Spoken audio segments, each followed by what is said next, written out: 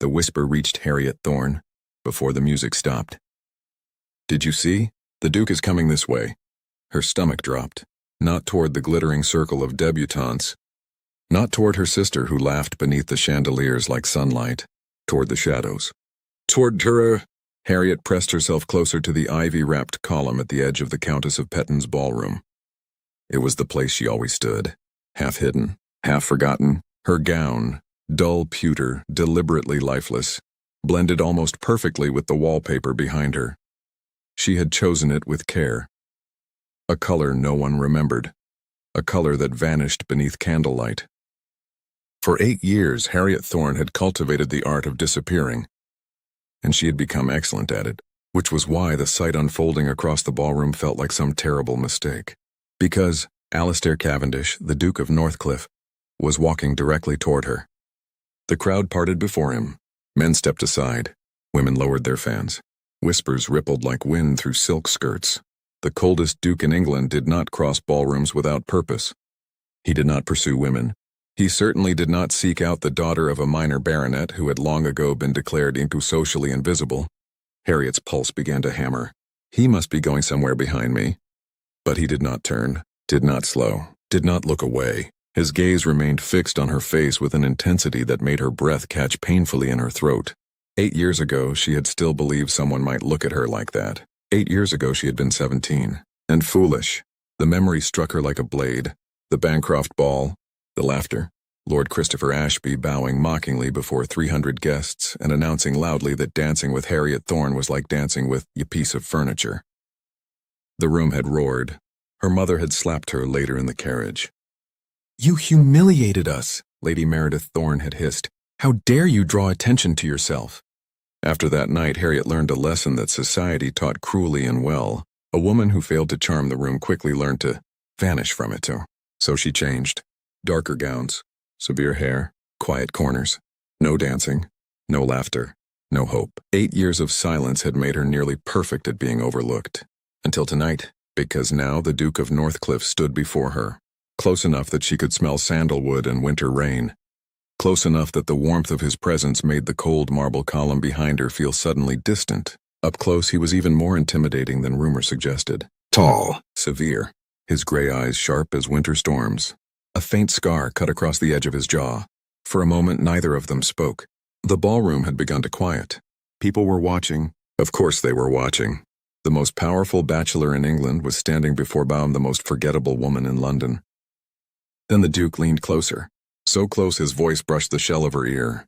"I have always seen you." The word shattered something inside her. Harriet blinked. Surely she had misheard. "You're mistaken," she said quietly. Her voice sounded strange to her own ears, rusted from disuse. "I am no one, Your Grace." Something dark flickered in his expression. "No," he said softly. "You have never been no one." He straightened. And in one calm motion that caused 3 nearby ladies to gasp into their fans, he offered his hand. "Dance with me." It was not a question. Harriet stared at his gloved hand. She had not danced in 8 years. Not since the night laughter followed her across the floor like thrown stones. The orchestra began another waltz. The first notes floated through the ballroom. The Duke waited, unmoving, entirely certain. Around them whispers spread. Why her? Does he know who she is? She has been on the shelf for years. Harriet's heart pounded. Every instinct told her to refuse, to retreat, to return to the shadows where humiliation could not reach her again. But his eyes held hers, not impatient, not mocking, waiting, as though this moment mattered more to him than the entire glittering room. Her hand lifted before she could stop it. His fingers closed around hers, warm, steady, and suddenly Harriet Thorne, who had spent 8 years dissolving into walls and corners, found herself being led directly into the center of the ballroom. Gasps rippled outward. The Duke placed one hand at her waist. The other held her gloved fingers. His touch was careful, almost reverent. "Breathe," he murmured. She hadn't realized she'd stopped. "I cannot do this," she whispered. "You can." The orchestra swelled.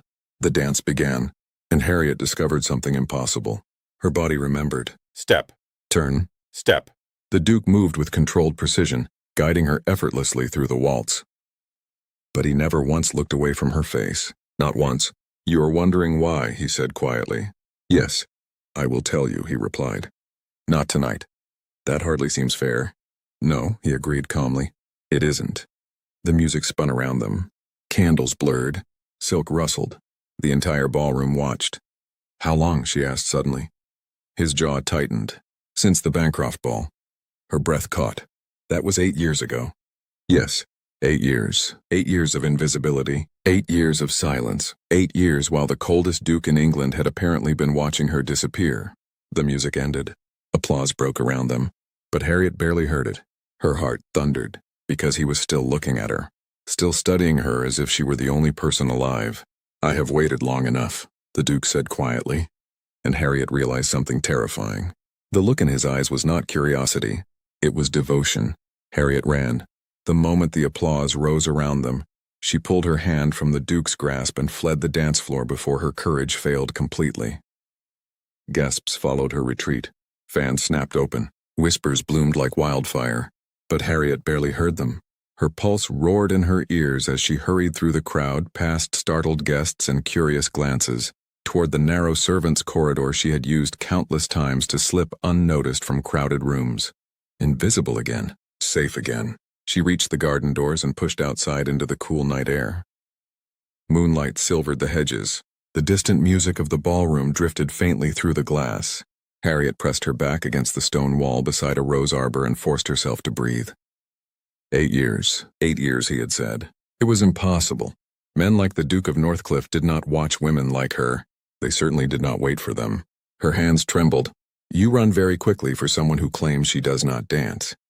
Harriet started violently. The Duke stood at the entrance to the arbor. Moonlight carved sharp lines across his features, softening none of them. He had followed her. Of course he had. The most powerful man in England did not allow mysteries to escape him. I apologize, he said quietly. I should not have overwhelmed you. You did not overwhelm me. She lifted her chin, though her voice shook. You frightened me. His expression softened, only slightly. That was never my intention. Silence stretched between them. Somewhere deeper in the garden, a nightingale sang. I must return inside, Harriet said quickly. My absence will already be noted. Yes, he agreed. But before you disappear again, there is something you deserve to know. He stepped closer, not enough to crowd her, just enough that the air between them grew warmer. I meant what I said, he continued. I have always seen you. That is absurd. It is the truth. She shook her head. You cannot possibly know anything about me. I know, he said calmly. That you read philosophy in secret because your mother believes intellectual pursuits unsuitable for women. Harriet's breath caught. I know you taught yourself Latin from your father's books. He took another step. I know you manage your family's accounts because no one else in that house possesses the discipline to do so. Her back pressed harder against the stone. Help! I know, he continued quietly, that you gave up half your dowry so your sister might have a proper wardrobe for her first season. Her chest tightened. That is not something anyone told you. No. Then how? Because I have spent 8 years learning everything about you. The words hung in the night air. Not boastful, not proud, simply true. Harriet stared at him. You cannot mean that. I do. Why? For the first time, the Duke hesitated. Then he answered. Because the night Lord Ashby laughed at you, he said slowly. I was standing above the ballroom gallery. Her heart stopped. I saw the moment it happened. She swallowed. That must have been amusing. No. His voice hardened. It was the most infuriating thing I had ever witnessed. He looked away briefly, as though remembering. You did not cry. No, she said faintly. You did not run. No. You walked through 300 people who believed themselves superior to you, he continued, with your spine straight and your chin lifted. He looked back at her, and in that moment I realized something. What? That I had never seen anyone stronger. Harriet blinked. Strong. No one had ever called her that before. I was 25 then, he went on. My father had just died, my brother was gone. The estates were drowning in debt. His voice lowered. I believed I was going to destroy everything my family had built. The moonlight caught his eyes. You walked through humiliation with more courage than I possessed facing my entire inheritance. He paused, and I thought, if she can survive that, then I can survive this. Her breath trembled. So you watched me? Yes. For 8 years? Yes. Why wait so long to speak? Something softened in his expression. Because I needed to become a man worthy of you. Harriet laughed softly. The sound held no humor. You are a duke. I was a broken boy with a title and mountains of debt. And now, he said quietly, I have rebuilt everything. Silence settled again. The garden smelled faintly of roses and damp earth. You still should not be interested in me, Harriet said. I have no fortune. I have more than enough. No beauty. His gaze swept her face. You are mistaken. No position. You will have mine. Her heart skipped painfully. You speak as if this has already been decided. He reached out slowly, carefully, as though approaching a frightened creature. Give me 1 month, he said. 1 month to court you properly. Harriet's pulse thundered. And if I refuse? His expression did not change. Then I will wait. For how long? He held her gaze. I have already waited 8 years. The certainty in his voice terrified her. And yet, something inside her stirred. Something fragile. Something dangerously close to hope. 1 month, she whispered. Relief flickered briefly in his eyes. Tomorrow morning, he said, I will call upon you. Harriet's breath caught again. He turned to leave, then paused. Miss Thorne. Yes? His voice softened. You are not invisible. She watched him disappear into the moonlit garden, and for the first time in 8 years, Harriet Thorne wondered if perhaps she had never truly been unseen at all. The Duke of Northcliffe arrived the next morning precisely at 11, not a minute early, not a minute late.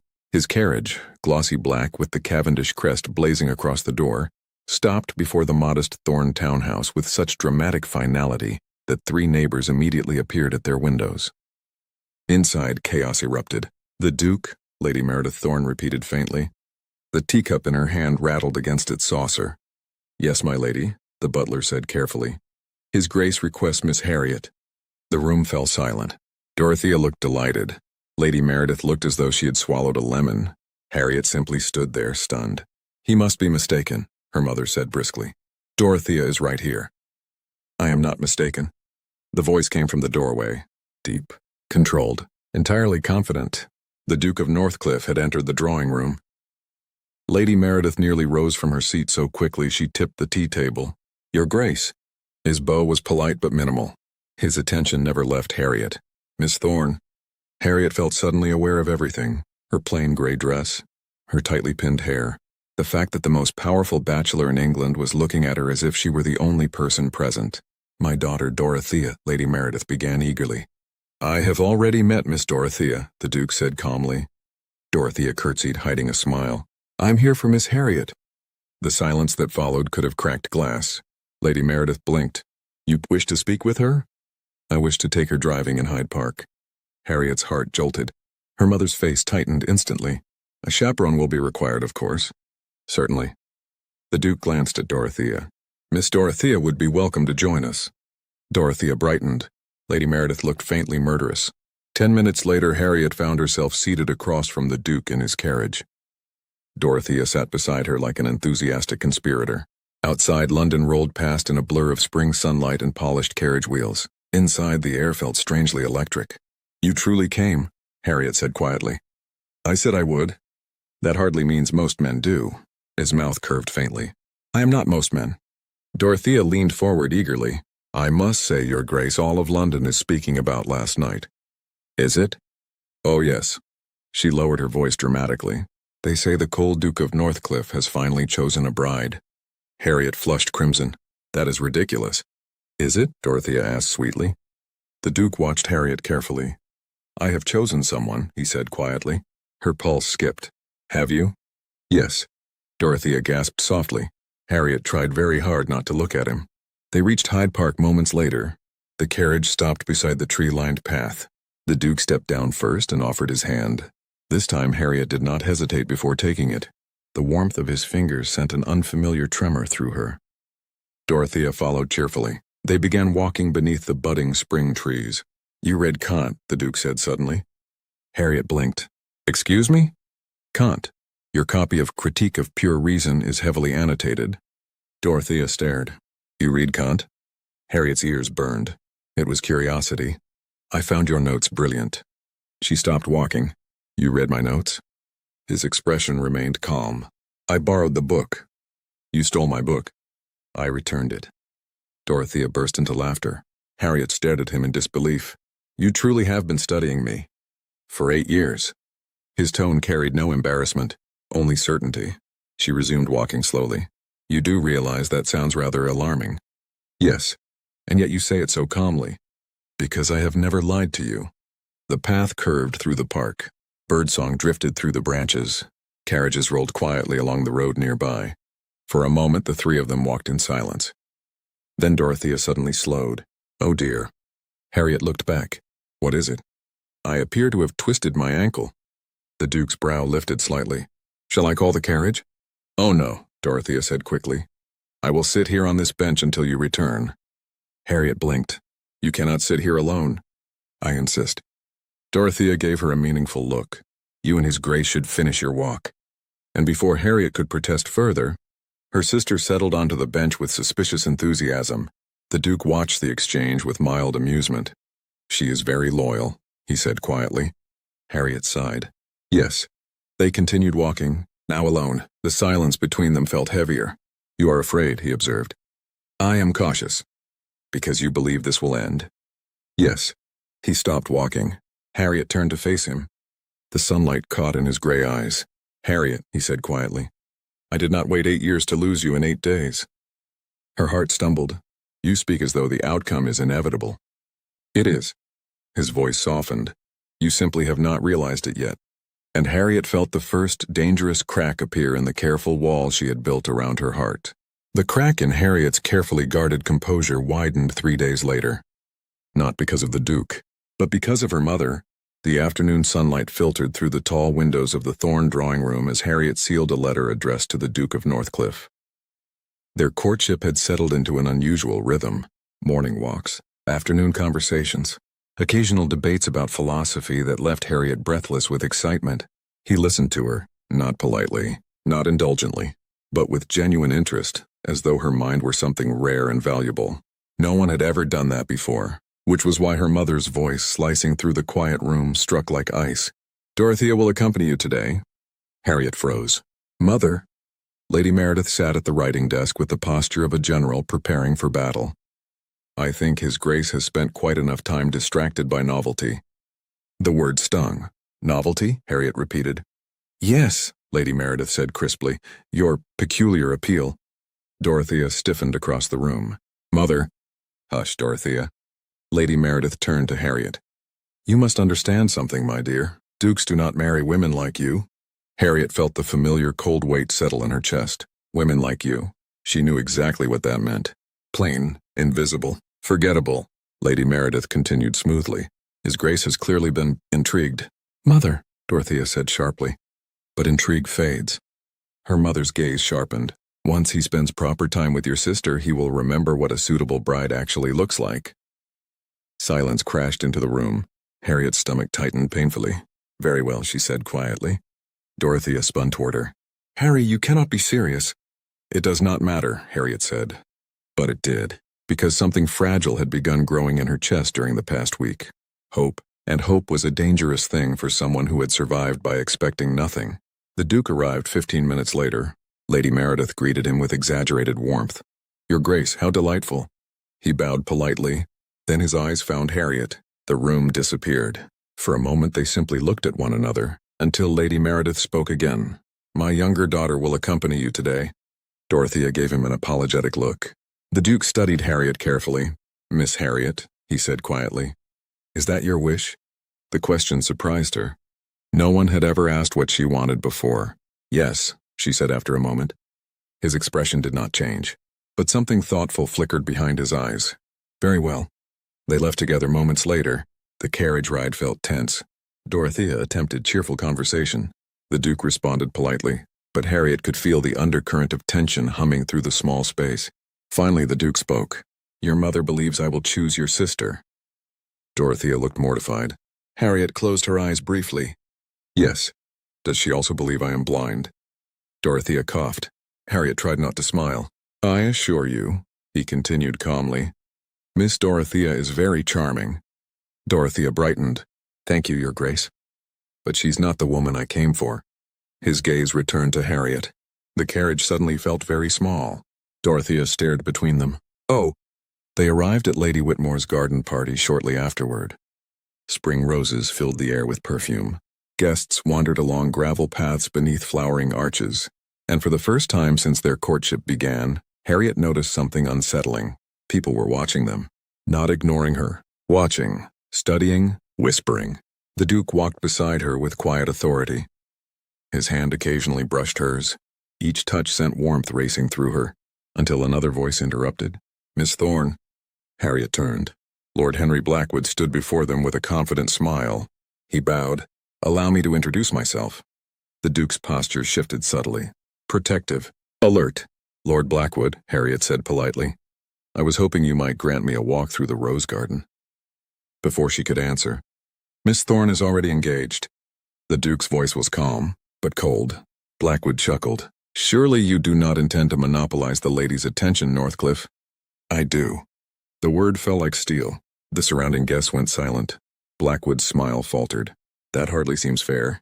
"Fairness," the Duke replied coolly, "is not a factor when it concerns Miss Thorne." Harriet should have been offended. She should have objected to being spoken of like something claimed.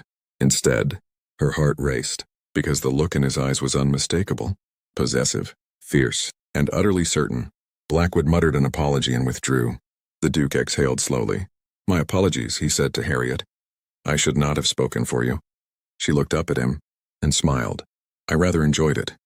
His eyes widened slightly. "After 8 years of being invisible," she continued softly, "it is strangely satisfying to watch someone defend my existence." Something warm flickered across his usually controlled expression. "You will never be invisible again," he said quietly. The certainty in his voice made her breath catch, but neither of them noticed the woman watching from across the garden. Lady Meredith Thorne. Her eyes narrowed, and slowly, a calculating smile spread across her face. Lady Meredith did not wait long to act. The following morning, Harriet found her mother seated at the breakfast table with an expression that made Dorothea immediately wary. Lady Meredith only looked that pleased when she believed she had won something. "My dear," she said smoothly, buttering her toast, "I have written a letter." Harriet did not like the sound of that. "To whom?" Dorothea asked carefully. Lady Meredith lifted her eyes. "To Lord Christopher Ashby." The name hit Harriet like cold water. For a moment the room spun. "You cannot mean that," Harriet said quietly. "Oh, but I do." Lady Meredith folded her napkin with elegant precision.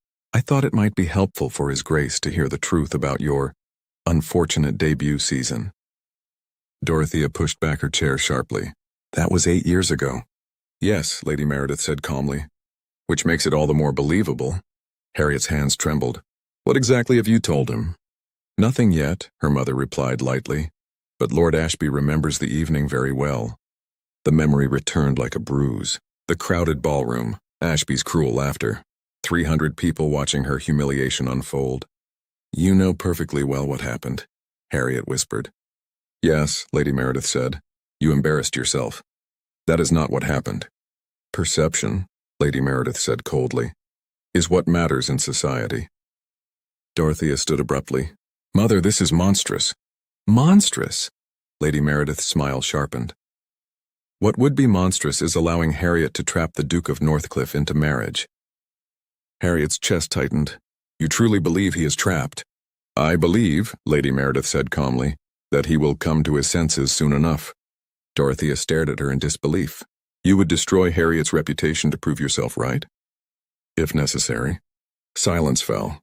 Lady Meredith rose and swept from the room. Harriet remained seated, frozen. Dorothea knelt beside her chair. "Harry, we will stop her." Harriet shook her head slowly. "No." "Of course we will." "She is already too far gone." Dorothea's voice softened. "You must tell the Duke." Harriet swallowed hard. "No." "Why not?" "Because if my mother is right—" Dorothea grabbed her hand. "She is not right." But Harriet's old fears had already begun creeping back. The old whisper, the old doubt. "Women like you do not marry dukes." An hour later, Harriet made a decision. She hired a hackney carriage and gave the driver the address of Northcliffe House. The Duke was in his study when the butler announced her. He looked genuinely startled when she entered. "Harriet." He stood immediately. Something in her expression must have alarmed him. He crossed the room in 3 long strides. "What has happened?" She stepped back before he could touch her. "Please don't." He stopped instantly. The concern in his eyes deepened. "Tell me." Her voice felt brittle. "I came to release you." The words hung in the air. The Duke did not move. "Release me," he repeated slowly. "Yes." His gaze sharpened. "From what?" "From this." She gestured helplessly between them. "From the courtship." Silence. The Duke's jaw tightened. "And why?" he asked carefully. "Would you wish to do that?" "My mother has contacted Lord Ashby." His eyes went cold. Harriet forced the words out. "She intends for him to claim that I behaved improperly with him years ago." The Duke's expression did not change, but something dangerous flickered beneath the surface. "If he spreads the story at the Petton ball." "He won't." Harriet blinked. "You cannot know that." "I do know." "How?" "Because," the Duke said quietly, "I have already dealt with Ashby." Her breath caught. "What do you mean?" He stepped closer. This time she did not move away. "I told you," he said calmly. "I made it my business to know everything about you." "Yes. That includes the truth about the Bancroft ball." Her heart pounded. "Ashby laughed because he was cruel, not because of anything you did." She stared at him. "You knew?" "For years." "And you never—" "I was waiting." "Waiting for what?" "For the moment someone attempted to hurt you again." His voice dropped lower. "Your mother has made a grave mistake." Harriet's pulse thundered. "You sound frighteningly certain." "I am." He reached for her hand. This time she let him take it. "I have spent 8 years preparing to protect you," he said quietly. "Did you truly believe I would allow someone like Ashby to destroy you?" Her vision blurred suddenly. "You mean you're not angry?" "Angry?" His thumb brushed her trembling fingers. "Harriet, I have never been more certain of anything in my life." She exhaled shakily. "I thought you might realize you had chosen the wrong sister." The Duke stared at her. Then he said something that stole the breath from her lungs. "There is no other sister." He lifted her hand to his lips. "There has only ever been you." The Duchess of Petton's ball arrived 3 nights later. London had been speaking of nothing else. 2 rumors dominated every drawing room and carriage ride. First, that the Duke of Northcliffe intended to make an announcement. Second, that Lord Christopher Ashby had returned to the city. Harriet felt both rumors like a weight pressing against her ribs as she descended the grand staircase of Petton House. Her gown shimmered in pale champagne silk. The Duke had sent it with a single note. No more hiding. The ballroom glittered beneath 1,000 candles. Music swelled. Laughter drifted. But when Harriet entered beside the Duke, the room fell strangely quiet. People stared, not past her, at her. For 8 years she had moved through rooms unseen. Now every eye followed her steps. Her hand tightened slightly around the Duke's arm. He noticed immediately. "Breathe," he murmured. "I am breathing." "You are preparing to flee." She exhaled. "You know me too well." "Yes." His voice softened. "I worked very hard to." They reached the edge of the dance floor. The orchestra began a waltz. He turned to her. "Dance with me." She smiled faintly. "You seem to enjoy terrifying society." "I enjoy dancing with my future wife." Her breath caught. "You have not yet asked." "Tonight," he said quietly. Hope fluttered dangerously in her chest. They stepped onto the floor. The waltz carried them into motion. Around them the ton watched openly now. Fans fluttered. Whispers moved like wind through silk. Yet Harriet found herself focusing only on the man guiding her across the polished floor. "Are you afraid?" he asked softly. "Yes." "Of what?" "That all of this will vanish." His expression hardened slightly. "It will not." Before she could answer, a voice cut across the music. "Well, well." Harriet's blood ran cold. Lord Christopher Ashby stood near the edge of the floor. 8 years had not improved him. His once charming smile had soured into something sharp and desperate, and tonight it was directed straight at her. "I had heard rumors," Ashby said loudly, "that Miss Harriet Thorne had captured the attention of a duke." The orchestra faltered. Conversation died. Every guest within earshot turned toward them. Harriet felt the old humiliation rising like a ghost, but this time, she was not alone. The Duke released her waist slowly, then turned. His gray eyes were ice. "You will address Miss Thorne with respect," he said calmly. Ashby laughed. "Respect? My dear Northcliffe, perhaps you should hear a certain story before making plans for marriage." A ripple of tension moved through the crowd.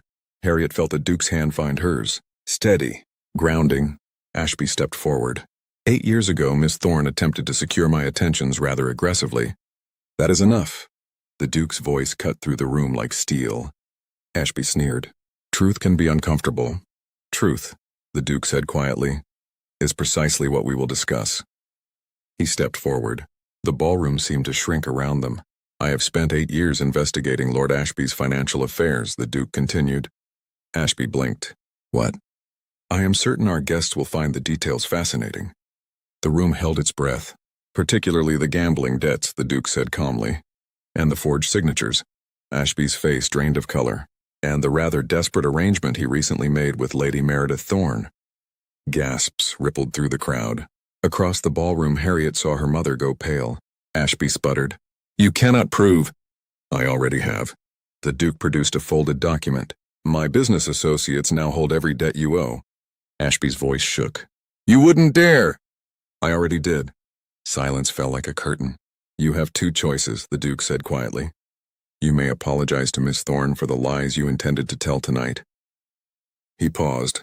Or you may spend the remainder of your life in debtor's prison. Ashby's bravado collapsed instantly. I apologize, he stammered. The room erupted in whispers. Ashby fled the ballroom moments later. The Duke turned slowly. His gaze moved across the watching crowd, then stopped on Harriet. Something softer replaced the fury in his eyes. He walked back toward her, and before anyone realized what he intended, the Duke of Northcliffe dropped to one knee in the center of the ballroom. A collective gasp swept through the guests. Harriet's heart stopped. He looked up at her. I have waited 8 years, he said quietly, and I refuse to wait another moment. He reached into his coat. A small velvet box appeared in his hand. Harriet Thorne, he said softly, will you marry me? For a moment, Harriet could not breathe. The ballroom seemed to disappear around her. The music, the whispers, the hundreds of watching eyes. None of it mattered.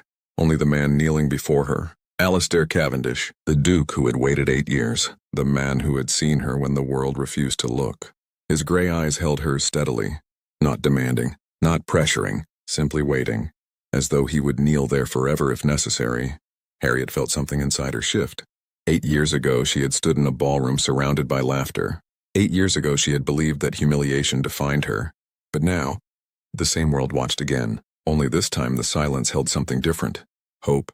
She looked at him, at the powerful man who had rebuilt a ruined estate, at the feared Duke who had just destroyed her enemies without raising his voice, at the man whose hands were trembling very slightly as he held the ring. You have already changed my life, she whispered. A faint smile touched his mouth. I intend to spend the rest of it doing so. Her heart swelled painfully. For 8 years, she said softly, I believed I deserved to disappear. His expression hardened slightly. You never did. But you saw me. Always. The certainty in his voice broke the final fragile wall inside her chest. Harriet laughed softly through sudden tears. Yes, she said. The word barely escaped her lips. Then stronger. Yes. The Duke did not move for a heartbeat, as though he needed to be certain he had heard correctly. Then relief, raw and unmistakable, flooded his expression. He slid the ring onto her finger. The diamond caught the candlelight and scattered it across the room like stars. The ballroom erupted into applause. But Harriet hardly noticed, because Alistair stood and pulled her gently into his arms. Finally, he murmured against her hair. His lips brushed hers. The kiss that followed was not cautious, not polite. It was 8 years of waiting finally breaking free. When they parted, the guests were still clapping. Dorothea was crying openly. Several matrons fanned themselves dramatically, and Lady Meredith Thorne stood near the wall, white with silent fury. Harriet saw her. For the first time in her life, she felt no fear, only distance. Alistair followed her gaze. His arm tightened slightly around her waist.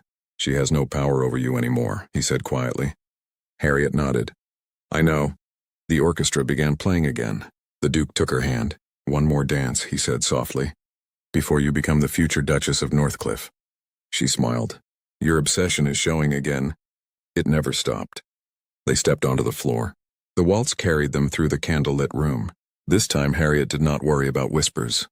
She did not search for shadows. She simply danced. And when the music slowed, the Duke leaned close. There is something I have not told you. Oh? His voice softened. I have commissioned another portrait. She laughed. Already? Yes. What does it show? His gray eyes warmed. You. Doing what? Smiling. Harriet looked around the ballroom, at the chandeliers, at the crowd, at the life she had once believed impossible. Then she looked back at him. I suppose I will be doing that often now. That, he said quietly, is the entire plan. And as they danced beneath the glowing chandeliers, Harriet Thorne, who had once spent years fading into the walls, finally allowed herself to be seen forever.